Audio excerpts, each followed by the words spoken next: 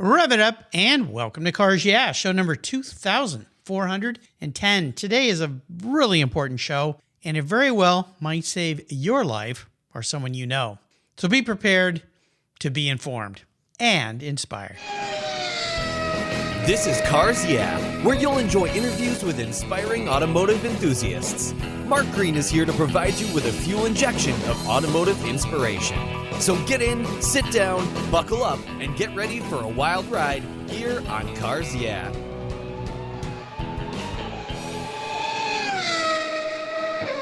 Hello, inspiring automotive enthusiasts, and welcome to Cars Yeah. Today I'm with a very important returning guest here on Cars Yeah. He's been on the show twice before, back in 2020 and then 2021, to share some life-saving information with you folks. I wanted him to come back to give us some updates to see if anything has improved or if it's gotten worse, by the name of Jerry Cox. Jerry, welcome back to Cars Yeah. Do you have any gear and are you ready to release the clutch?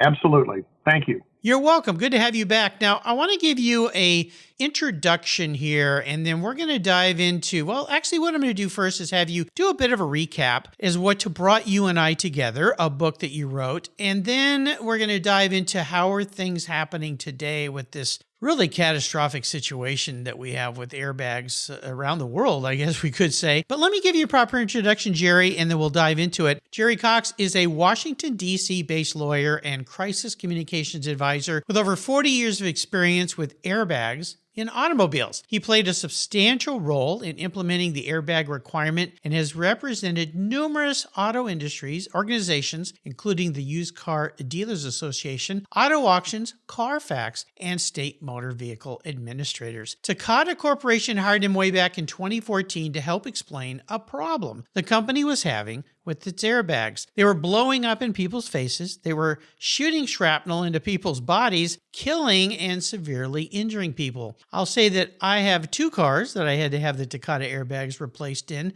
twice on both those cars. Jerry wrote a book titled Killer Airbags, The Deadly Secret Automakers Don't Want You to Know, and it turned into a massive recall of consumer products, one of the biggest ones in history. Today, he returns for some potentially life-saving updates on the airbag disaster. So listen up. But first, a word from our sponsors. So let's give them a little bit of love. Sit tight. We'll be right back.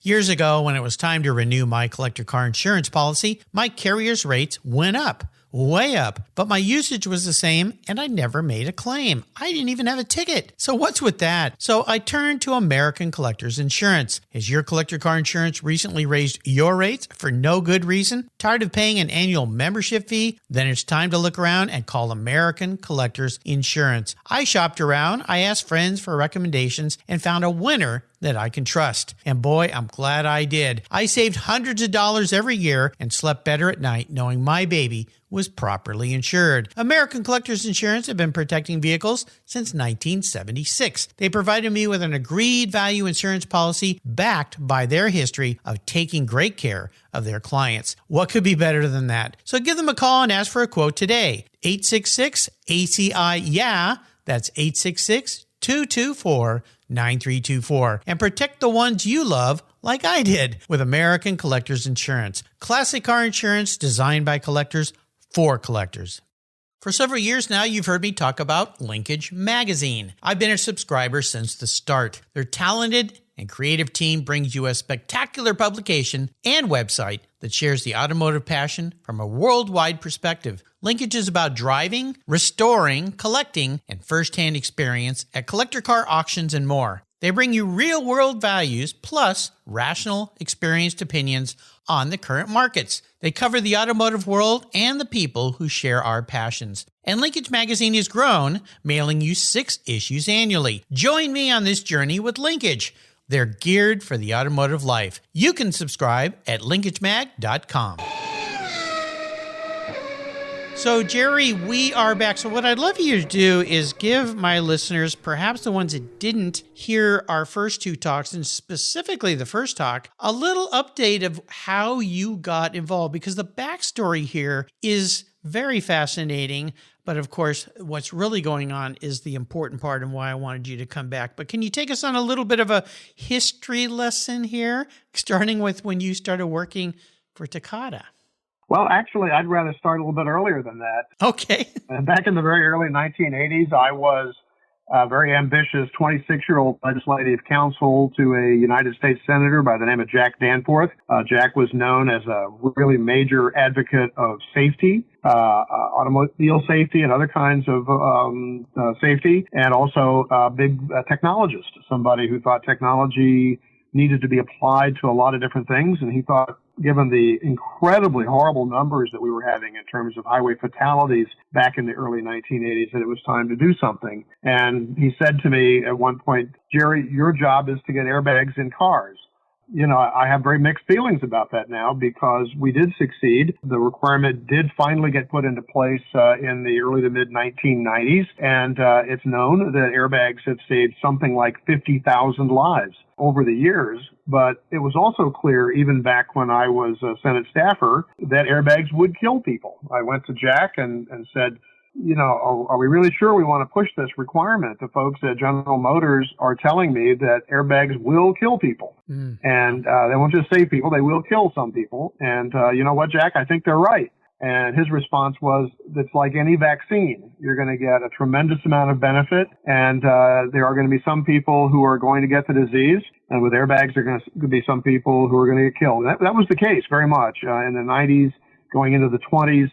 Into the 2000s rather. Airbags killed more children than they saved in the first couple of years. And there needed to be some technological changes to try to make them safer. But now here we are 40 years later.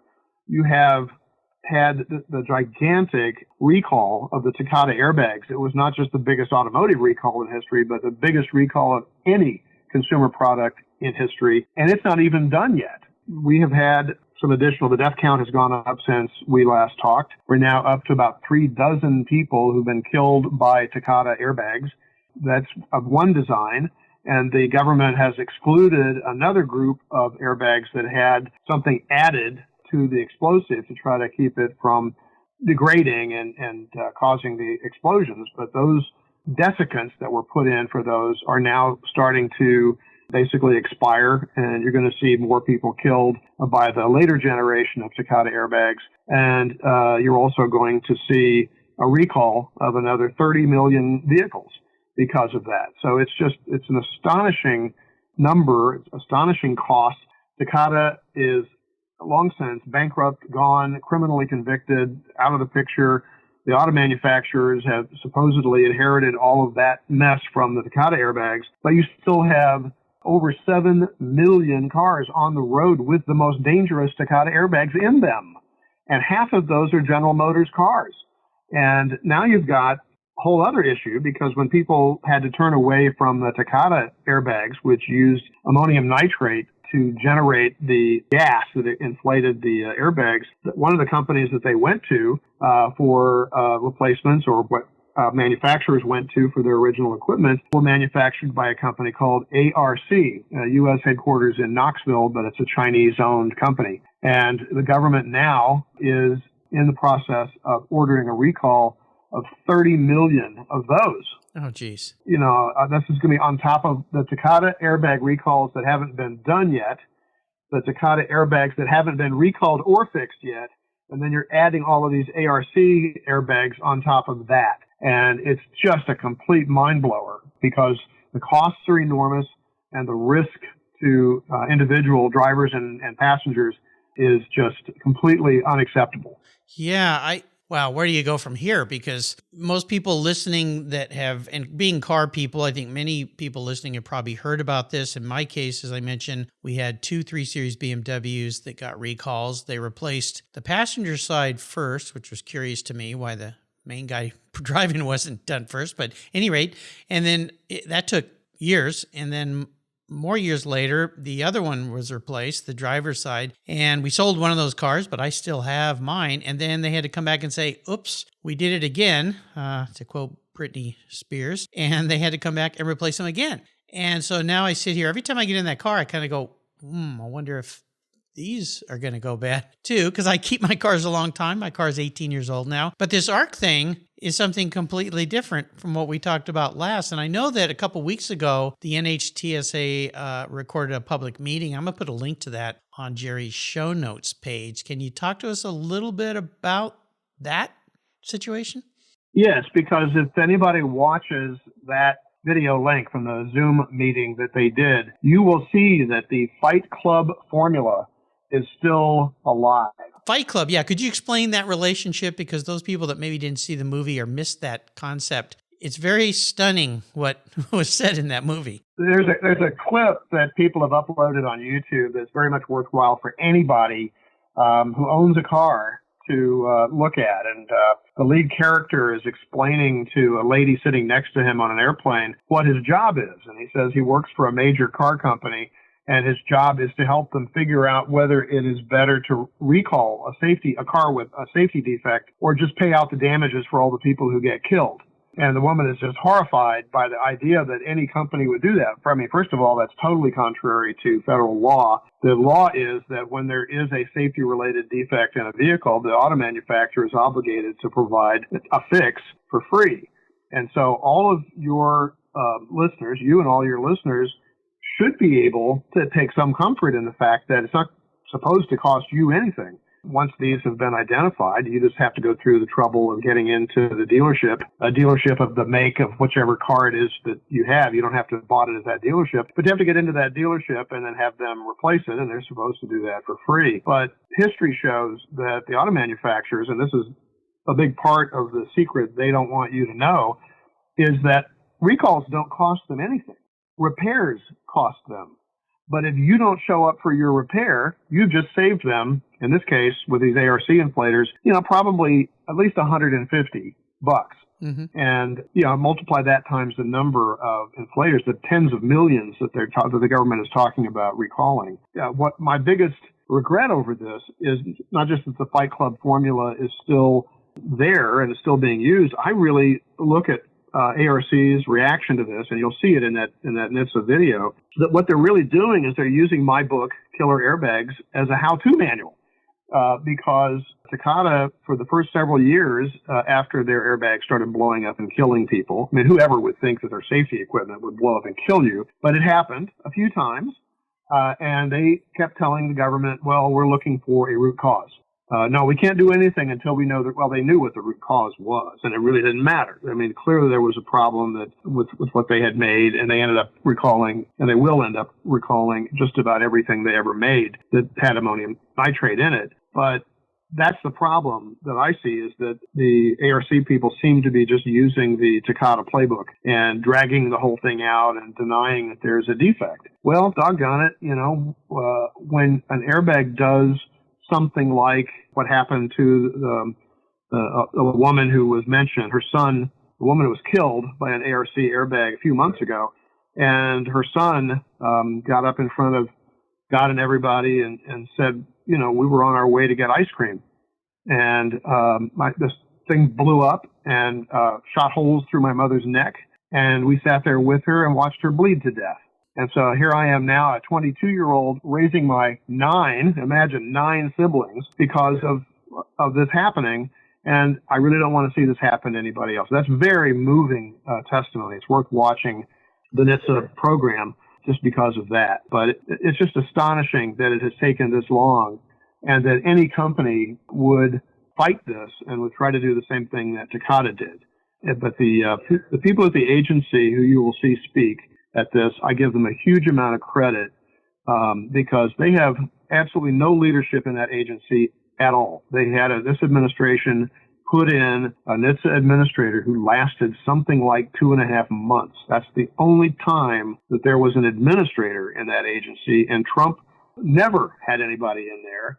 And Obama didn't put anybody in there until somebody needed to come in and clean up the Takata mess. And I think he was in there for like 9 months. So these folks have nobody to run interference for them with these gigantically powerful corporations like General Motors. They're having to just go out there and risk their careers. And so if anybody does go to that link and watches and listens, just realize what those agency people are up against in trying to move this forward and to get some action on the part of ARC and, more importantly, the car manufacturers, because they're just hiding behind ARC the same way they hid behind Takata up until the point where too many people were getting killed. Gee, I thought the government was there to help us and protect us. Well, remember Ronald Reagan's comment, that the scariest words in the English language are, I'm Yeah. from the government and Yeah. I'm here to help. Yeah. Wow. Well, can you explain a bit to people listening that are now going, uh-oh, am I at risk? Like how, and you did this before, but I want to hear it again. How can people figure out if their car has one of these defective airbags in it? Well, the answer is there's really no way to do that. All you can do is find out whether your car has been recalled. And you do that by going to NHTSA's website and you click on recalls, and I'll make sure that you have a link to take people there. Type in your 17-digit VIN. Your audience knows where to find their VIN. An awful lot of people wouldn't have a clue, but your audience knows where to find their VIN. Type it in and it will tell you whether it's under recall or not. The trick is you have to keep checking it on a regular basis, and I believe there's a feature there where you can ask their computer to let you know if your VIN does pop up with any sort of a recall, not just an airbag recall. So that's the number one thing that everybody who's listening to you should do immediately, is go in and make sure that they are on that notice list, because you're going to see a whole bunch more Takata airbags that are going to be recalled once those supposedly desiccated units start blowing up and killing people. There's some evidence that that's already happening, but the government hasn't said, yeah, we think it's time. What they've done is to investigate and put out feelers to try to get kind of advance notice when there's going to be a wave of people dying from those. And the only place that I know of where anybody could go and find out whether their car might be affected by this is killerairbags.com, because the agency lets slip a list of the makes and models that have those desiccated inflators that have not been recalled.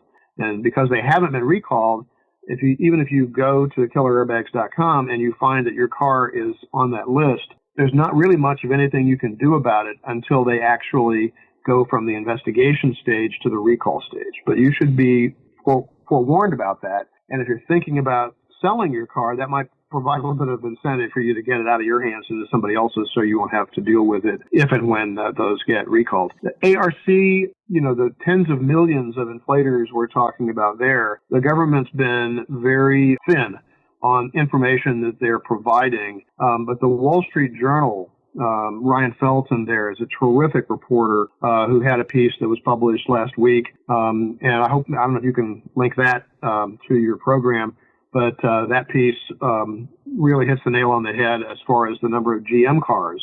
And history shows that if there's any manufacturer that is going to be slowest in actually announcing recalls and actually doing fixes, it's going to be General Motors. As I said, even of those super dangerous Takata airbags that are out there, 7.3 million, and half of them are GM cars. Honda and some of the other culprits in this, got serious about it. But General Motors really has done everything they could think of to drag that process out. Would you explain to some listeners going, well, wait, I thought this was just a pillow that inflated in my face and my face hit it and I'm fine. What causes the damage? Because they basically turn into like almost, dare I say, grenades. They are grenades. They're IEDs is what happens with them. It's an important distinction between the Takata problem and the ARC problem. But you have to understand, first of all, that what that inflator is, it's like a rocket engine. The only thing is, it's the rocket that stays still and the exhaust goes out. And the exhaust that goes out fills up the airbag. That's what gives you the cushion. That's the only way you can inflate a cushion that quickly, is to have essentially a little explosion that goes on, a little rocket, firing that goes on. In the case of Takata, the explosive itself degrades. And Takata knew that and basically said, well, it's not going to degrade very often and it's not going to degrade very soon. And, people will die, but, this is, it's like a vaccine. I mean, somebody's going to take one for the team. We're not going to worry about it. And so they went ahead and put it out there, and they were found criminally responsible for that.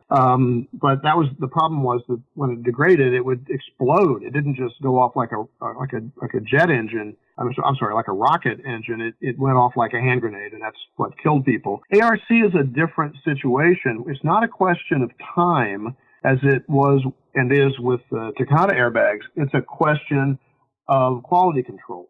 because they used a technique called friction welding and to put the unit together. And my understanding from engineers who know this inside and out is that friction welding is known to produce something called slag. And so you've got little bits of metal that come off of the friction welding inside.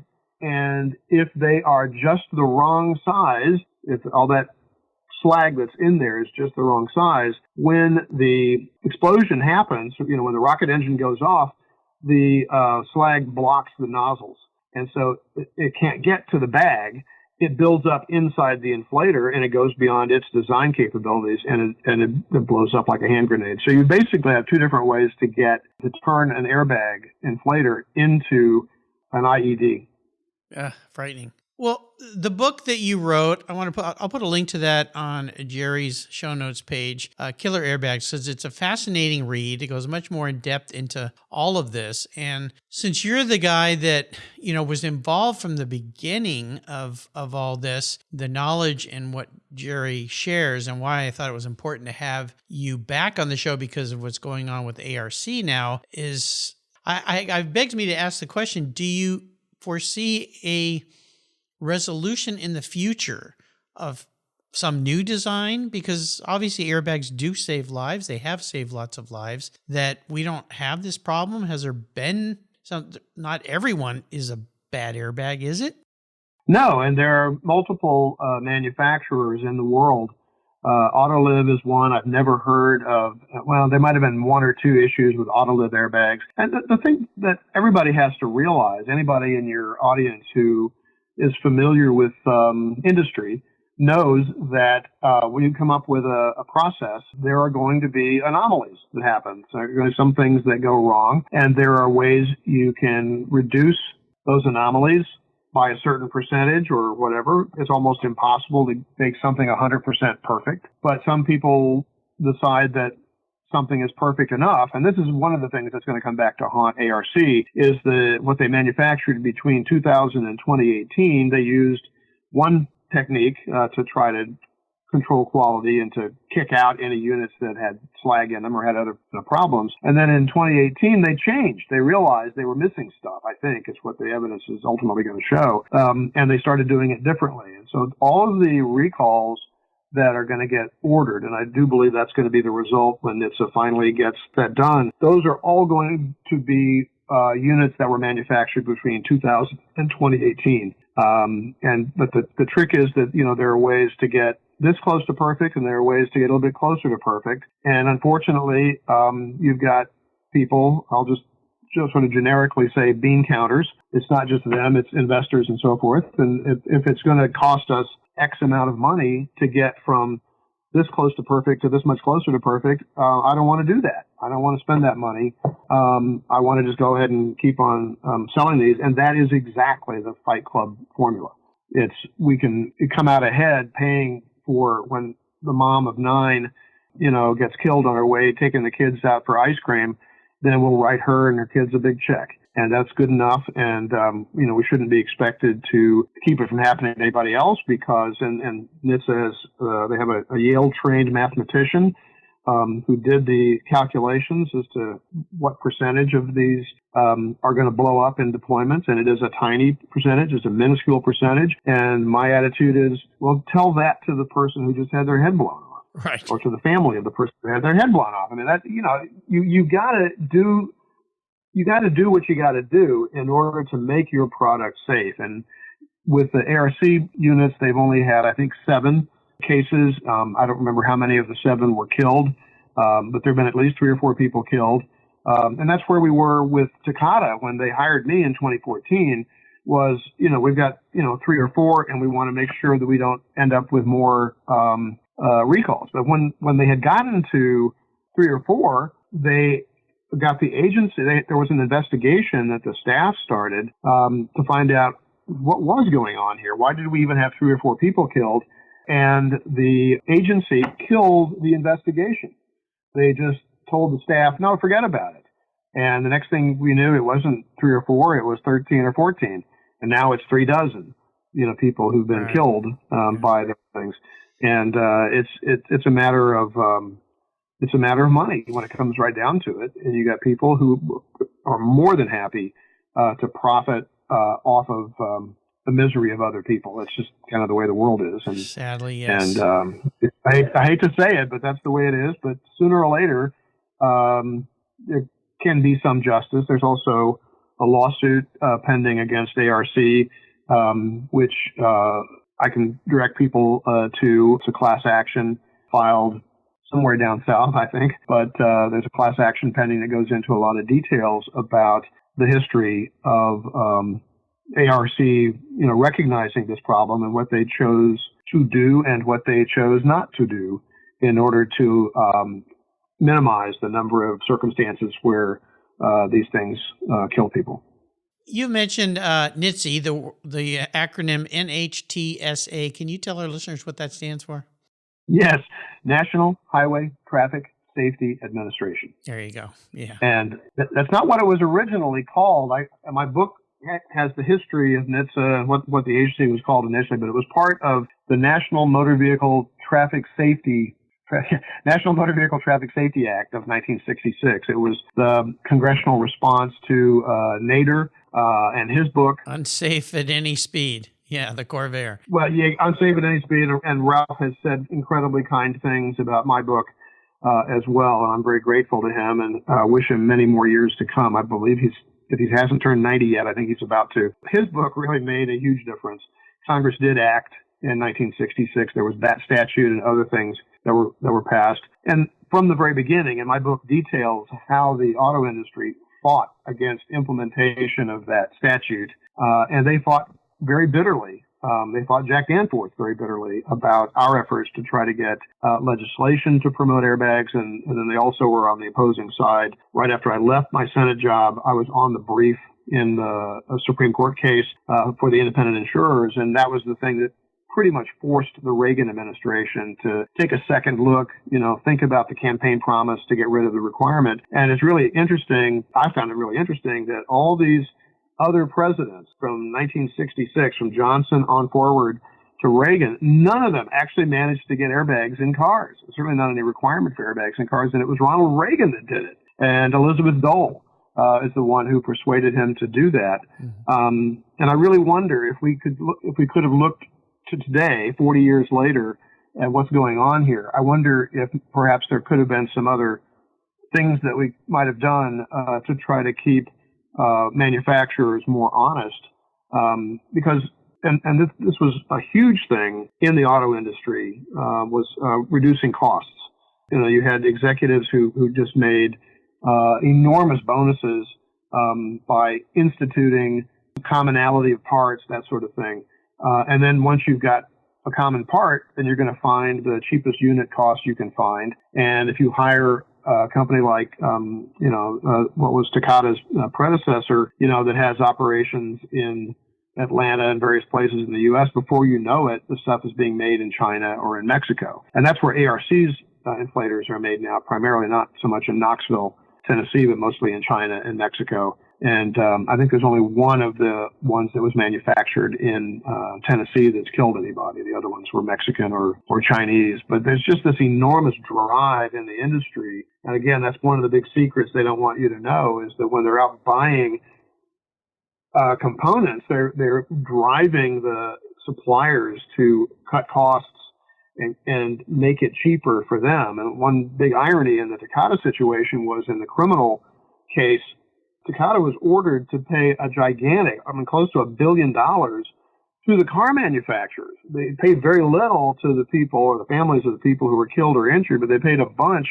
And the Justice Department made out that the car manufacturers were Takata's victims, which, as my book explains, is ludicrous, absolutely ludicrous. Honda in particular was really the instigator of getting Takata to branch out from seatbelts, which they were very good at, into something that their chairman was scared to death of, because it involved explosives. And the chairman of the company, back in the 70s, said, we can't do that. It'll kill us. We'll go bankrupt. And it was really prophetic. And that's the thing I can't get over, is the number of times people look at these situations and say, whoa, what are we doing here? going to have this terrible result, and people do it anyway. And I think there's got to be I'm sure somewhere there's an ARC memo where somebody said, guys, we really need to find some different way to catch the slag that's left over in these things and to send those back to the melting pot instead of putting them in cars.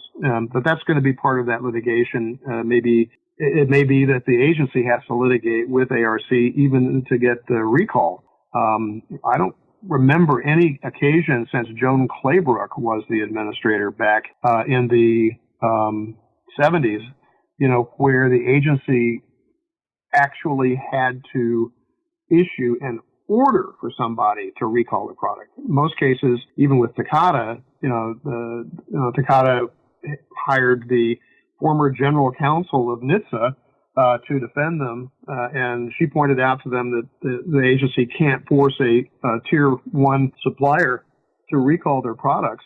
It really is a question of the manufacturer. So you really have to convince the manufacturers that the product is defective and therefore their car contains a safety-related defect. And so far, nobody at NHTSA seems to have dared to put the onus on General Motors or any of the other manufacturers who are affected by this. But I have to believe that sooner or later there will be, speaking of pressure, there'll be pressure on them to go ahead and go about doing this. And I just hope that the agency will do it right this time, because there were so many gigantic mistakes that they made with respect to the Takata airbags, and that's why you're still seeing people getting killed by them even now.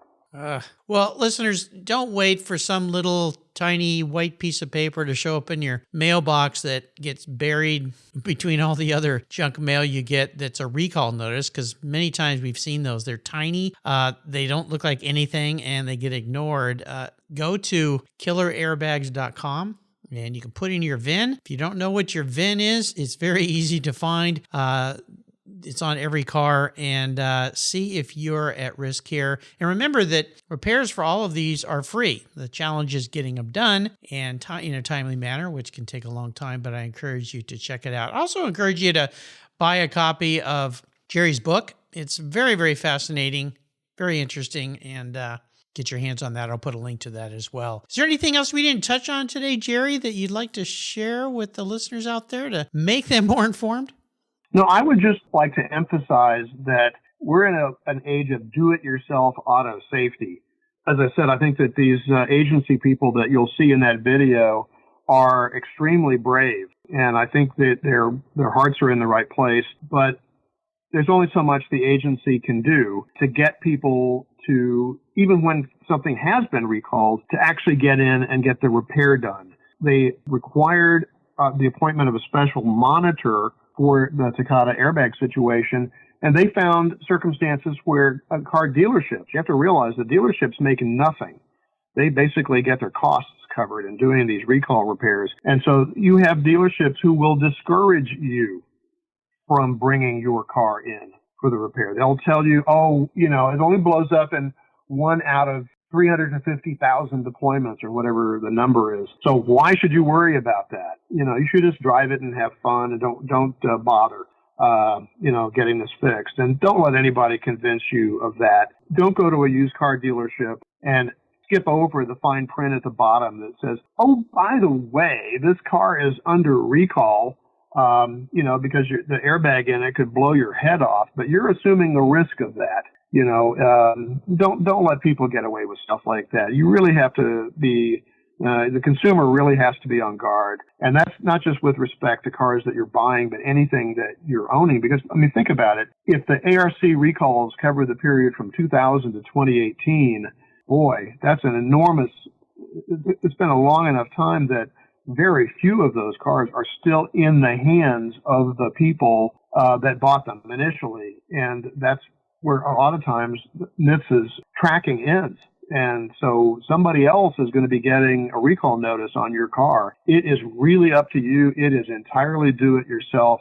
You have to get out there. If you're a car enthusiast, then you've got to be a safety enthusiast as well. And if you're a safety enthusiast, you have to resort to whatever methods the government has made available to you. But that's all the government's really going to do, is to make that available to you so you can find out that you're entitled to a free repair, and then you have to bully your way into the dealership and insist that they actually do what they're legally obligated to do. Yeah. And I'll say my local dealer, BMW dealership, was awesome. Got the notices. They fixed the cars as soon as they could and refixed them as soon as they could. So my hat's off to them. Well, listeners, if you have any other questions, go to Cars Yeah website and click on Jerry Cox. Do the search there. You'll find his first 2 shows, this show, of course, and all the links that you need to go and learn and protect yourself. And people that you sold cars to, reach out to them.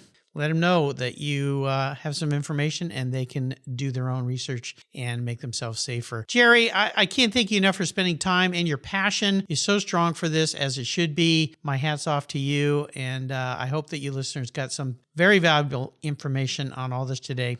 I know you did. So take some action and protect yourselves and those around you. Jerry, thank you for coming back. I wish you the best. And thank you for being brave and putting all this out there and exposing all this. My hat's off to you. Until you and I talk again, I hope next time things are more positive. I appreciate you being here. I hope that day will come. I really hope that day will come. Absolutely. 20, 50, or 100 years from now, will there be a workforce to care for the collector vehicles we love?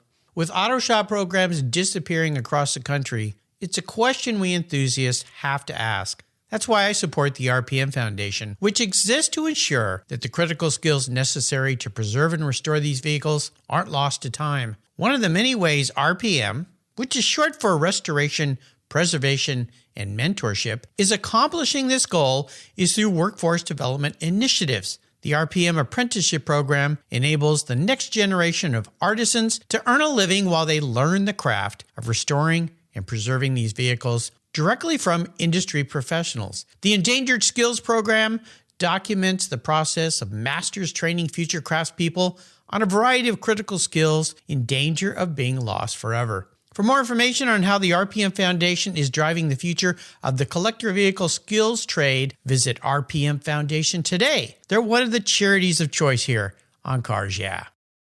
Did you know that Cars Yeah is in the top 1% of all podcasts based on listenership, according to Libsyn, the premier RSS feed for podcasts in the United States? That's right. Plus, DuPont Registry recommended Cars Yeah is one of their top 10 car podcasts for you to enjoy. Cars Yeah has experienced tremendous growth, plus your ads are evergreen, meaning they never go away. And more listeners find Cars Yeah every day for their daily dose of automotive inspiration. Do you want to expose your brand to a highly targeted list of automotive enthusiasts in a very unique and very personal way? Well, I can help you. Contact me, Mark Green, at mark@carsyeah.com or through the website at carsyeah.com today to learn more. Thank you so much for joining us on today's ride here at Cars Yeah. Drive on over to carsyeah.com to find show notes and inspiring automotive fun. Download your free copy of Filler Up, a fun book filled with gorgeous photographs of fuel filler fun, including quotes from more inspiring automotive enthusiasts. Download your copy today, and we'll see you next time on Cars Yeah.